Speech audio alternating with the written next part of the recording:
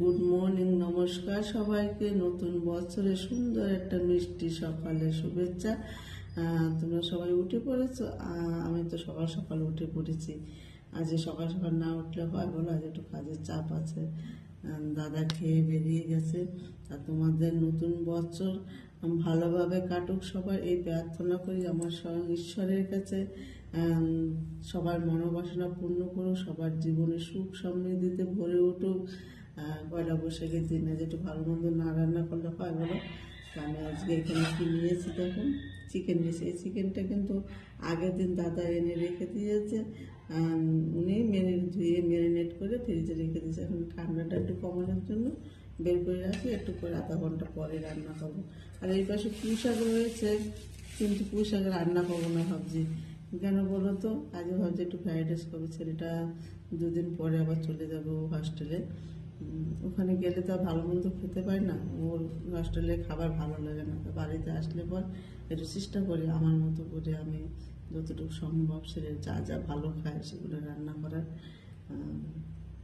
মিষ্টি তো রয়েছে, আর আমার সুন্দর গোপু সোনা রয়েছে, ছোট্ট একটা গোপু সোনা রয়েছে। দাদা গোপু সোনাকে গোপাল সেবা দিয়ে বেরিয়ে গেছে। উনি স্নান কোনো রোজকার অভ্যাস, সকালবেলা 5টায় উঠবে, স্নান করবে, বাইরে ঝাড় দেবে, তারপর গোপু সোনাকে গোপাল সেবা দেবে, তারপর নিজে দুটো খাবে, টিফিন বানিয়ে দেবো, নিয়ে বেরিয়ে যাবে।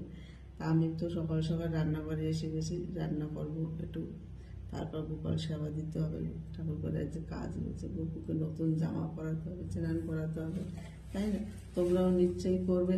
আর সবাই তো হালখাতা রয়েছে, যাদের দোকান রয়েছে তারা হালখাতা করবে, মিষ্টির প্যাকেট আমার ঘরেও আসবে। যদি আমরা আমাদের কোনো সেরকম বাকি, তাও যে দোকান থেকে বাজার করে তারা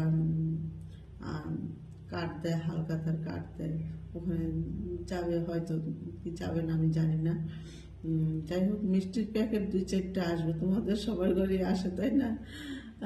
এমনি দাদা মিষ্টি নিয়ে এসছে, ঠাকুরের জন্য নিয়ে এসছে, আমাদের ঘরের জন্য নিয়ে এসছে। তা আমাদের বাড়ি সবাই চলে আসো, আমি রান্না করবো, ভালো মন্দ খাবে তো চলে আসো, ঠিক আছে? আর তোমাদের সারাটা দিন সারা বছর ভালোভাবে কাটুক এই প্রার্থনা করি। আমি কিন্তু সকাল সকাল উঠে দেখো রুটি করা হয়ে গেছে, আমার সমস্ত কাজে এখন ঘরের সব কাজ করতে হবে, ঘরের সমস্ত কাজ পড়ে রয়েছে। এদিকে পুজোর বাসন, একার সংসার বলো।